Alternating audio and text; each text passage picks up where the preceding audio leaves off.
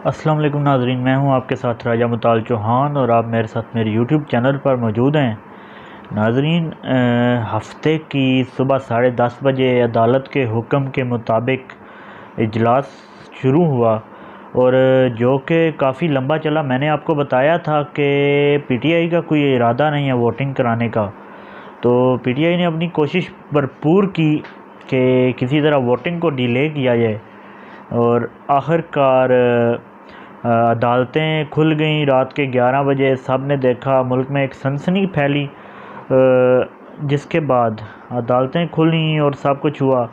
Prison वैनें parliament के बाहर आज आ खड़ी हुई और फिर बिल आखिर स्पीकर कौमी असम्बली और डिप्टी स्पीकर ने अपना इस्तीफ़ा दिया और याद सादिक आके बैठे और 12 बजे वोटिंग कराई गई। हफ्ते के दिन शुरू होने वाला इजलास इतवार के दिन रात को 2 बजे के करीब ख़त्म हुआ और रात को इस तरह से मैंने अपनी ज़िंदगी में आज से पहले नहीं देखा। इतना हंगामा और इतना इमरजेंसी एक वज़ीर-ए-आज़म को हटाने के लिए। चलें, जो भी है। उसके बाद अब बात करेंगे कि इमरान खान साहब के दौर कैसा रहा और अवाम उनके बारे में क्या सोचती है और ये जो अभी आए हैं ये कैसे हैं, इनके बारे में क्या ख्याल है अवाम का। सब पे बात करते हैं। इमरान खान का दौर थोड़ा मुश्किल दौर था। 3 साल और 8 माह का दौर था, लेकिन काफ़ी मुश्किल था। मुश्किल इस तरह से था कि आप सब जानते हैं कि इमरान खान साहब ने जैसे ही टेक ओवर किया तो यहाँ पे बहुत मसाइल थे। मुल्क का ख़जाना ख़त्म होने को था, उन्हें IMF जाना पड़ा और फिर जो जैसे जैसे उन्होंने थोड़ी सी बेहतरी आना शुरू हुई तो कोरोना ने आन घेरा पूरी दुनिया को और दुनिया भर की इकानमी को तहस नहस करके रख दिया कोरोना ने।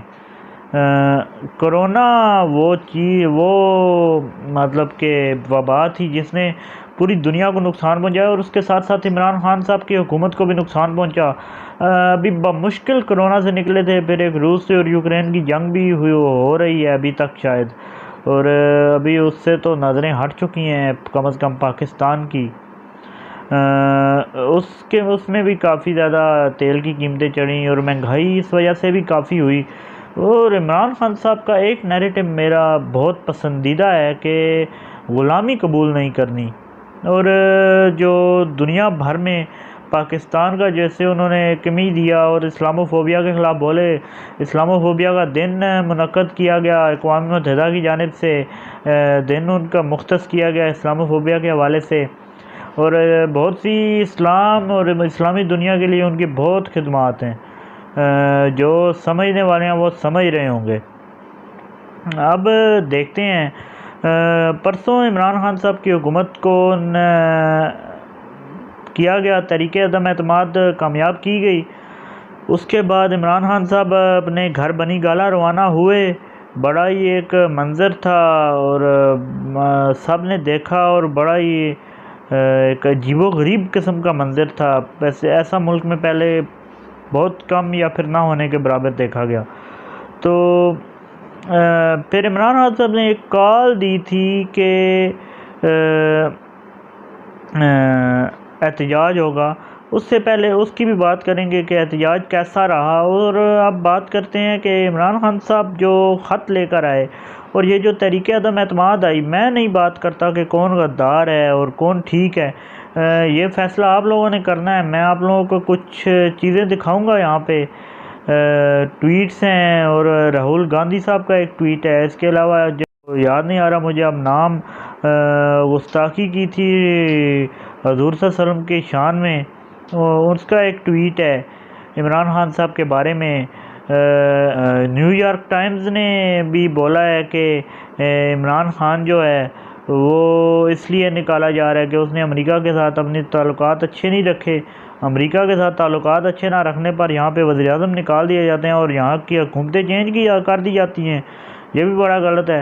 ये अब आप देख सकते हैं कि जो गुस्ताख़ी रसूल है उसने इमरान खान साहब के बारे में क्या बोला।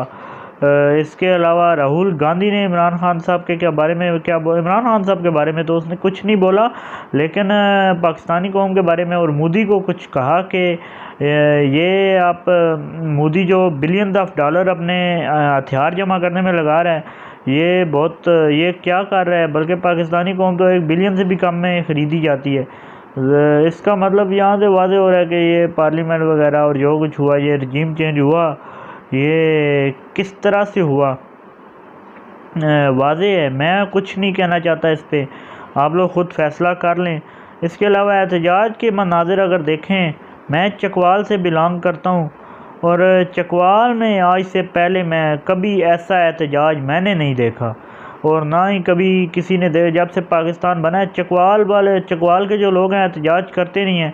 चकवाल के एहतजाज की आप ये पिक्चर देखें। उसके अलावा मुल्क भर में जो एहतजाज किए गए वो मैं कहता हूँ कि रिकॉर्ड एक तरह कायम हुआ है। पाकिस्तान में ऐसा एहतजाज पहले कभी नहीं हुआ।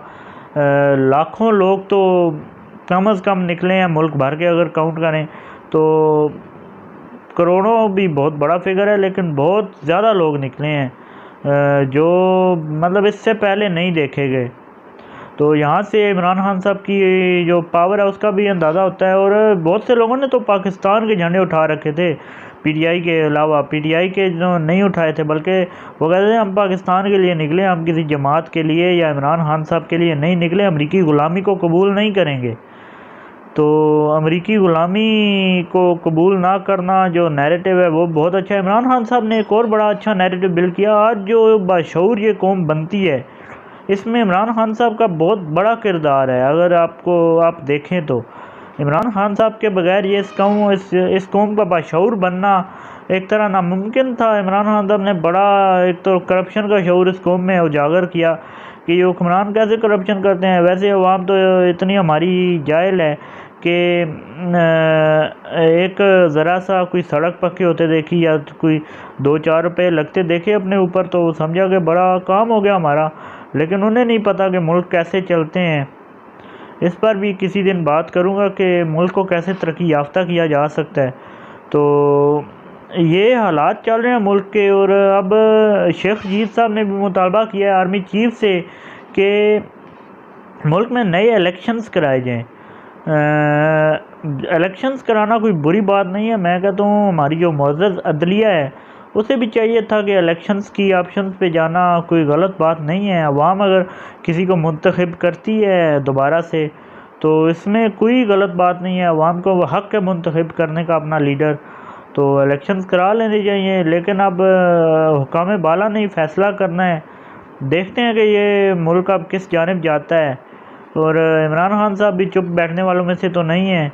और अब अपोजिशन जो थी, जो साबका अपोजिशन थी, अब हुकूमत है। आज शहबाज शरीफ साहब वज़ीर-ए-आज़म भी मुंतखब हो जाएंगे, कभी इम्कान है इसका भी। तो देखते हैं कि ये मुल्क किस जानिब जाता है। अब तक के लिए इतना ही, इजाज़त दीजिए। अल्लाह हाफ़िज़।